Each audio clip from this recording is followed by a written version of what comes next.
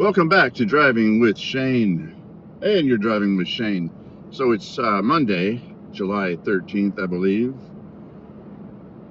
4:36 p.m. on my way home from White House, Tennessee, where I work.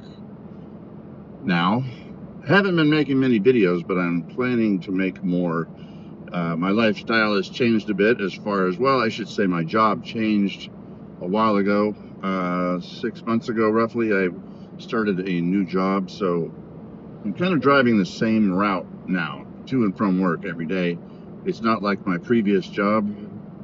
Well, I kind of had a route there too. Tyree Springs Road here.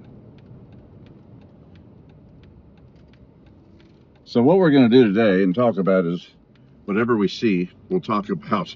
I don't have anything in mind necessarily to talk about it unless we find some really bad drivers. That would be something to talk about for sure. I have yet at this time to post an ice storm video. So you can see on the thumbnails there of my previous videos, my Jeep was stuck on top of a tree. No, I did not try to drive over the fallen tree. So it was roughly, I don't know, 4:30 in the morning. I work in White House, as I previously stated.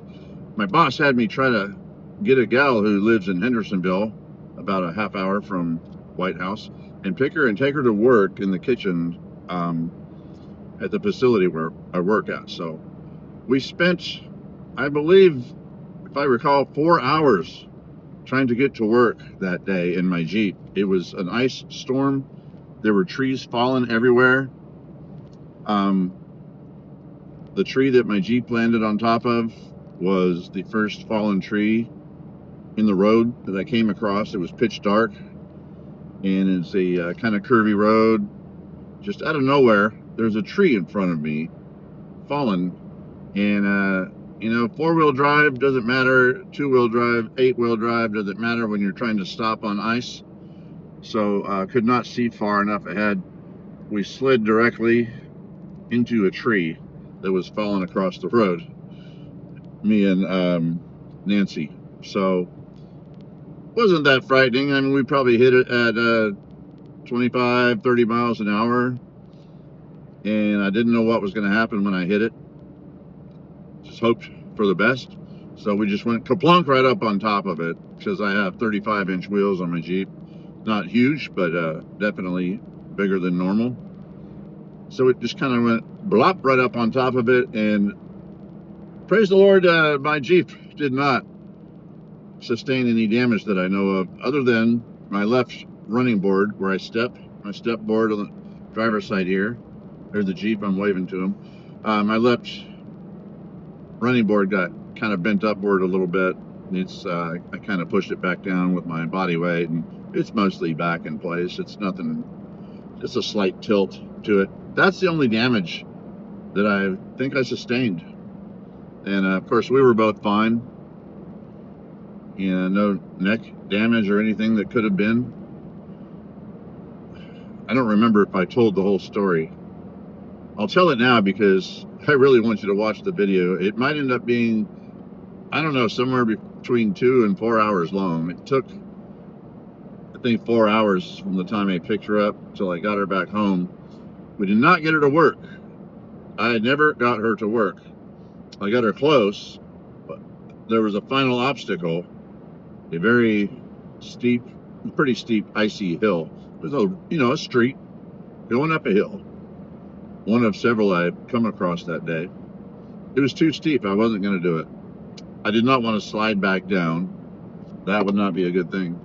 Get halfway up the hill, slide back down backward, go into a spin, end up in somebody's house just to get somebody to work. No, not worth it. Maybe even kill us and somebody else. Not worth it. So I had to turn around. I exhausted all of my possible routes. At that time, at the hill, it told me 7 minutes. My GPS said I had 7 minutes left to get to work. It's normally a 30-minute drive, but so I got her within 7 minutes. I just couldn't do it. So I got out at the bottom of the hill, looked and talked to some locals there who had their Razor or whatever 4-wheel vehicle there, and they could get up it pretty easily with their Razor, but they said, yeah, you probably don't want to do it. So I did not, and yeah, it didn't take much to talk me out of that. I wasn't really about to try it anyway. So we were going over, I guess, power lines. There were phone lines, there were power lines, and I had to do what I had to do. I couldn't just stop. Once we were in too deep, we saw lines in the road, and some of them hanging just above the Jeep. I had to go under. I ended up having to go through some people's yards. It was one of those survival moments, and I guess I can talk about it now. There's the Jeep waving at me. For those who don't know, us Jeepers, we do the 2 or the 3 finger wave at each other. Not everybody does it, and sometimes we forget and we're zoned out, and sometimes I forget. I see somebody waving at me and I forget. I'm like, oh, I left him hanging. Darn it. I had one Jeeper, this is rare, but he did the Jeep wave at me on this very road, right around here. I was going the opposite way, though, to work in the morning. He gave me the Jeep wave, and I had both hands full of something, and yeah, I was driving, believe me, I was driving normally, but just switching something with hands. Anyway, I couldn't wave back. He turned his wave into a middle finger right as I went past him. Right as I went past him. I guess he didn't like being left out to dry. Hung him out to dry there with his wave. Back to the ice storm. There were power lines. There were phone lines. Who knows what other lines in the road all along here where I'm driving now. Ice. I don't know how much, an inch and a half of ice on everything, whatever it was. And for those who don't know, this was back in, I don't even know the month it was, December or something. So, yeah, we had a major ice storm. All these trees you see, they were falling, branches were cracking, falling down everywhere. Tons of trees falling on the road. And it took a long time for the cleanup crews to get them all out. As I'm driving now, you may still see some tree collections of old dead tree along the road, piles of them. That would likely be ice storm. So the place where my Jeep landed on top of the thing is right about here, right here somewhere. I used to be able to identify it after the fact because my tree was laying there, they cut. So what happened, I'll tell you now, because I don't think in the actual ice storm video I told the story. I don't know, I'll tell it now. So we were coming along, I hit the tree, went up on top of it, boom. Actually, I had just recently, before that, passed a police officer on the side of the road doing something and talking to somebody, I guess. So he actually ended up behind me just a couple minutes after I ended up on top of the tree. And, oh, we have a tree, there's a little branch to your right there, that's a remnant there of the ice storm. So the friendly officer, I forgot his name, he came and he called fellow officer over there who had a chainsaw, and they came and slowly cut the tree from out from under my Jeep, and a bit at a time. And I told them, I said, I swear to you, I did not try to drive over this tree, because it looks like you're sitting on top of a fallen tree. All these, it wasn't just like one stump laying across the road. It was a bunch of big heavy branches and the main trunk, everything. So around here, people are going to do stuff like that, try to drive over. I got a Jeep, I'm going to drive over anything. Like, no, did not do that. Unfortunately, my dash cam, I've got my iPhone that you're looking at right now. That's the iPhone camera. My dash cam, I'll show you right there. Did not, it was so dark, it was probably barely visible. Sorry, I'm readjusting here. I'll just leave it like this. So I went to check my dash cam at a later time. I totally blanked out. I should have grab that footage after the incident, but I forgot. Otherwise, I would have had the incident. It probably would have been very difficult to see, maybe impossible. I don't know. It was just dark. So I don't think the dash cam would have picked up too much anyway. Would have loved to have that footage. There's a deer on the right. If you saw that right there, I just passed a deer close to the road. I hope they stay out of the road.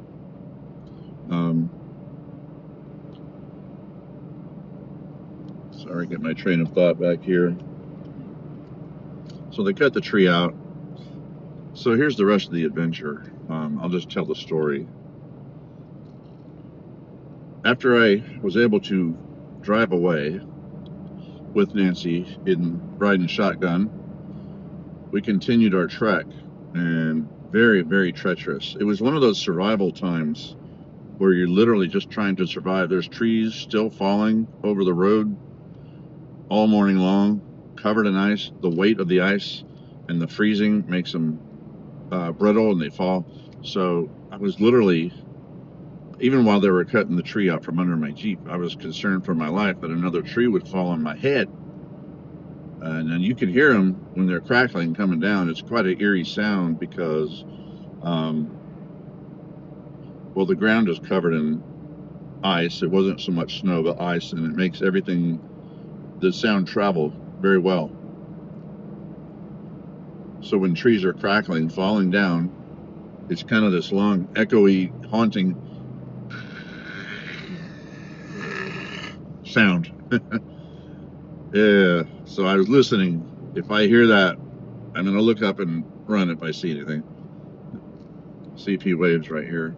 Yep, we waved at each other. No idea who it was, but typically the most built-up Jeep will salute, or the smallest Jeep will salute the biggest Jeep, kind of like in the military. So if somebody comes along with a stock Jeep, I may not usually wave at them because they may be new and not even know the Jeep wave yet, and I don't want to waste my bullets, you know, so to speak. I wait and see if the newer Jeepers wave, and if, you know, if they do.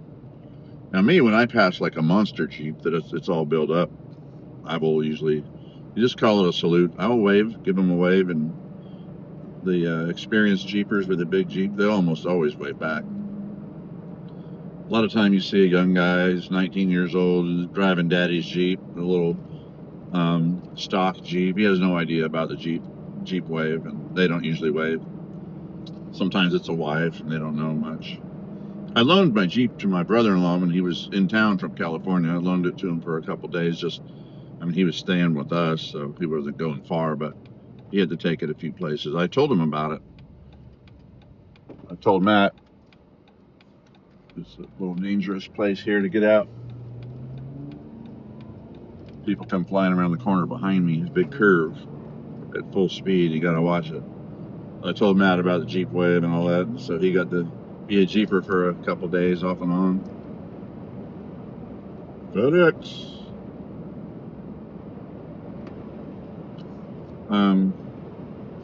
Back to the ice storm. So I was driving along, and that day, I guess, trying to remember what else to report other than we were concerned for our lives, but so the officer, yeah, I was going to talk about the officer. So he had his officer friend come cut me out from the tree, and you know, cut the tree out from under me. I drove away. He ended up behind me again, and we went through several more obstacles together. We kind of had a bond. You know, when you're in a survival situation, you kind of bond with people around you. So me and the officer, we kept ending up at the same place. There was a place where we went our separate ways, and then a little while longer, we ended up back at the same place, same obstacle. He was in a SUV. I guess it was an Explorer, I believe. But it's not lifted and with big wheels and all that. You know, it can get around a little bit, but he couldn't do the things I could do with my lifted Jeep. So finally, there came a place where I had to leave him behind. He was really close to getting home because he lives in White House, which is where I work. He was trying to get home that morning. He worked a late shift. So I hope assume he made it home all right. We had to go our separate ways. and hopefully he made it home before too long.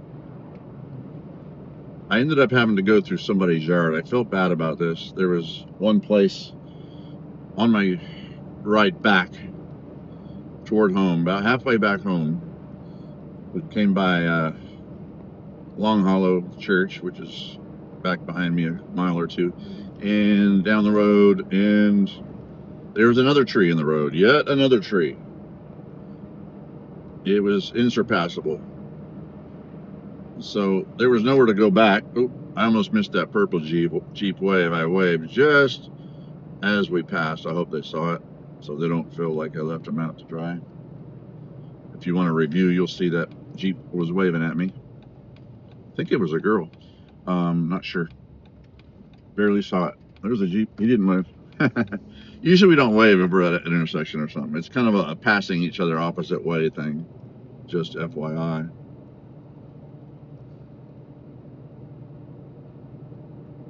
What was I talking about? I don't remember.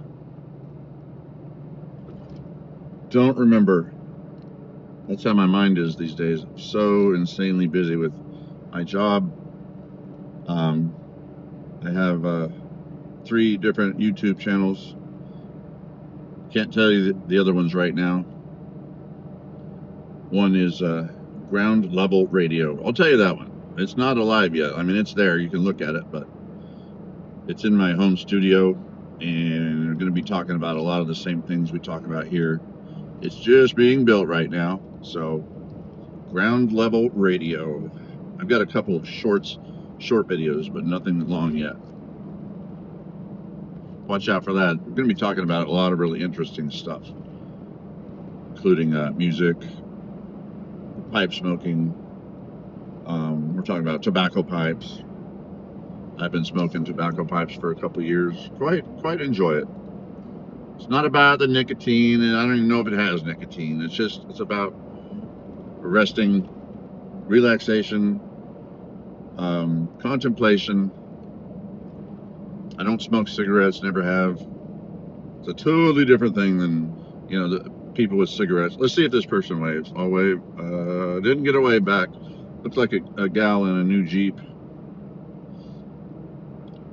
Unmodified Jeep. That's usually a no waiver. A female in a unmodified Jeep. She's just driving a Jeep like a vehicle, doesn't think about waving. Plus they're worried probably about, people hitting on them. They have to understand we're not hitting on you. We're just waving at your vehicle, really. No. We're waving at the driver, but sometimes we don't have time to even notice if you're a boy or a girl. We just wave. Just wave back, for crying out loud. That's all we ask.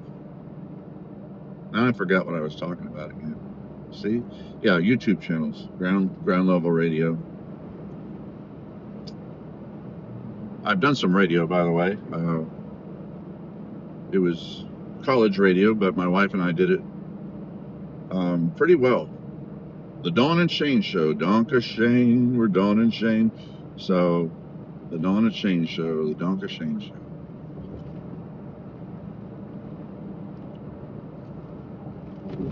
What about the ice storm?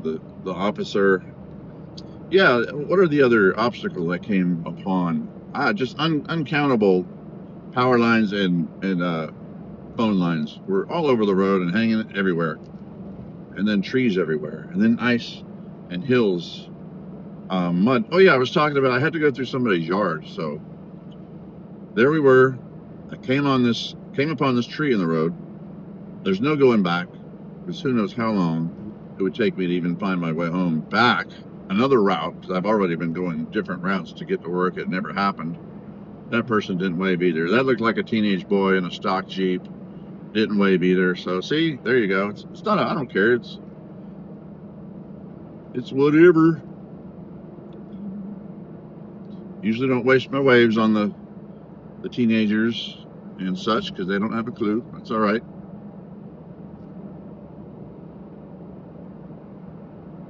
And what was I talking about? What was I talking about? So we came, oh yeah, this tree. There it was. No going back. I'm sitting there thinking, what am I going to do? There are houses on my left, all in a row. And this big pickup truck came along, this dude with his woman, and they were in a big truck. They're like, hey, what should we do? I said, I only see one way around this. That's to go through this person's yard. It is a person with a pretty big lot there. And I was hoping to do a little planning and talking, but he was just like, yep, all right, let's do it. He took off first. He did it first, so he plowed through the yard. I'm like, well, it's already ruined now. And we're struggling for our life here. We literally had to get home. It's icy. I don't want to run out of gas sitting here forever in the freezing weather. I mean, there's nowhere to go. Nothing's open. Nowhere to go. Y'all have to understand what we were up against. It was crazy. Literally survival. The pickup truck went. So I went plowing through the yard too, as gently as I could. It was wet, slushy, and we made some really nice tire tracks in that person's yard, and I feel horrible about it. Really do. I don't even know what house this is. I went back later because that was outside of my normal route. We had to take a different route. I was trying to go down, so I don't even remember what. I went looking later. I couldn't figure it out. So maybe it wasn't so bad after all, or they repaired it quickly. I don't know. I know I'd be upset if people did that to my yard, but when you're in a do or die situation, heck, if somebody's chasing you with a machete and you're just trying to live and you see a car right there with the keys in it, you're probably going to jump in it and take the car. You got to do what you got to do.